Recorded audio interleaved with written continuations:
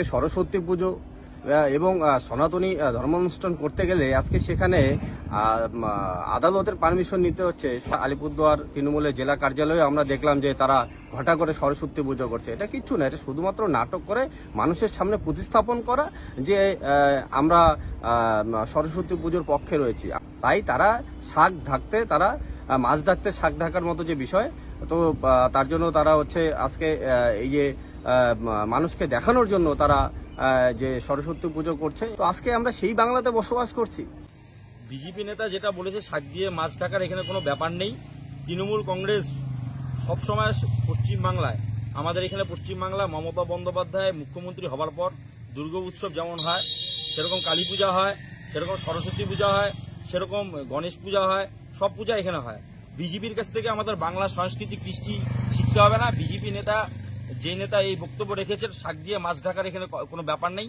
তিনি রাজনৈতিকভাবে আলিপুরদুয়ার জেলায় তার প্রাসঙ্গিকতা নেই। তিনি নিজের প্রাসঙ্গিকতা ফিরে পেতে এসব ভাবে উল্টাপাল্টা বক্তব্য রেখে মার্কেট গরম করছে। তার জবাব তারা মাদারিহাট উপনির্বাচনে বাংলার মানুষ তথা আলিপুরদুয়ারের মানুষ দিয়ে দিয়েছে উপনির্বাচনে।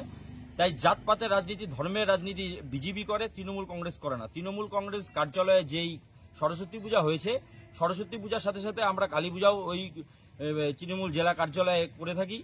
এখানে তৃণমূল কংগ্রেসের যেমন দুর্গা উৎসব থেকে আরম্ভ করে কালী পুজো থেকে আরম্ভ করে সরস্বতী পুজো সবকিছু করা হয়। তিনি বলেছেন সরস্বতী পূজায় নাকি করতে গেলে নাকি পারমিশনের দরকার হয়। আপনারা ঘুরে দেখবেন, সারা পশ্চিমবাংলার প্রতিটি গ্রামে, প্রতিটি গলিতে, প্রতিটি পাড়ায়, প্রতিটি স্কুলে, বিশ্ববিদ্যালয়, কলেজে তৃণমূল ছাত্র পরিষদ থেকে শুরু করে তৃণমূল যুব কংগ্রেস বিভিন্ন পাড়ার সরস্বতী পূজা করে থাকে। এখানে কোনো সরস্বতী পূজা করতে গেলে কোনো পারমিশনের কোনো দরকার হয় না।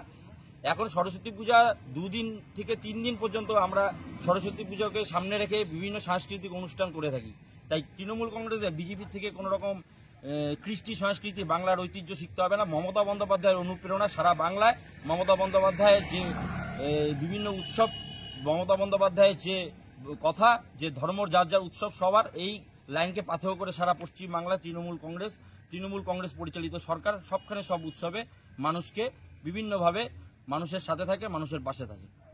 আপনার পরিচয়? আমি টাউন ব্লক তৃণমূল যুব কংগ্রেস সভাপতি বাবাই দত্ত রায়।